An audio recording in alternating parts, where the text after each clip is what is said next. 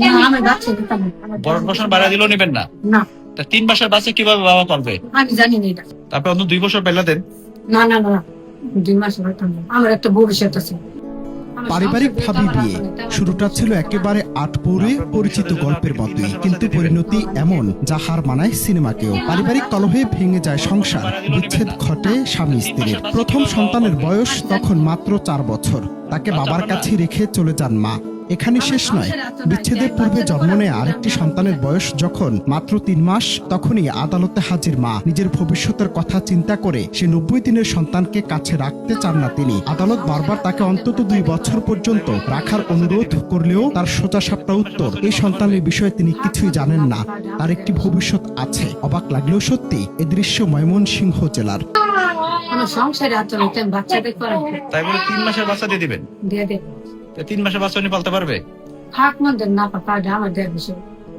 এটা আমার কথা হইলো। তারপর অন্য 2 বছর বেলা দেন। না না না, 2 মাস হইতাম না। আমার একটা ভবিষ্যৎ আছে। আমার সংসার যেহেতু আমার হাতে নেই, আমার একটা ভবিষ্যৎ আছে না। মানে আপনার ভবিষ্যতের জন্য আপনাকে 3 মাসের বাচ্চা দিয়ে দিবেন? হ্যাঁ, আমি দিয়ে দেব। না, আমি বাচ্চা দিতাম না। ভরণ পোষণ বাড়া দিলেও নেবেন না? না, তা 3 মাসের বাচ্চা কিভাবে বাবা পালবে? আমি জানি না এটা। মানে বাচ্চা আপনার না? আমার সংসারে এত নাই, তাই আমি বাচ্চা তো করাম, এটা আপনি আমার বুঝাই। শেষমেশ স্পষ্ট ভাষা জানান তিনি মুক্ত হতে চান। মায়ের বক্তব্য শুনে স্তব্ধ হয়ে যায় আদালত। ওই নারীর যুক্তি, এই সন্তান নিলে তার ভবিষ্যৎ নষ্ট হয়ে যাবে। তিনি নিজের জীবন গড়তে চান, নতুন করে শুরু করতে চান সবকিছু। এই সন্তানের বিষয়ে তিনি আর কিছু জানেন না। ময়মনসিংহ জেলা লিগ্যাল এইড অফিসার ও সিনিয়র সিভিল জজ সাইফুল ইসলাম সন্তানের কথা চিন্তা করে নানাভাবে বোঝানোর চেষ্টা করেন। ভবিষ্যৎ, দায়িত্ব, মানবিকতা সব যুক্তি তুলে ধরেন তিনি, কিন্তু মা অনড়। তার চোখে সন্তানের চেয়ে বড় হয়ে ওঠে নিজের ভবিষ্যৎ। না না না, 2 মাস হইতাম না। আমার একটা ভবিষ্যৎ আছে।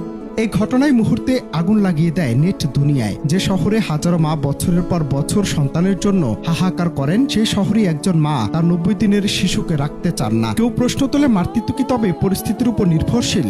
আবার কেউ বলে এই সমাজ কি মায়েদের পাশে দাঁড়াতে ব্যর্থ? এই শহরে সন্তান না পাওয়ার যন্ত্রণা আর সন্তান ছেড়ে দেওয়ার দৃশ্য নিয়তির কি ভয়ঙ্কর বৈপরীত্য। এটা আমার কথা হইলো। তারপর অন্য 2 বছর বেলা দেন।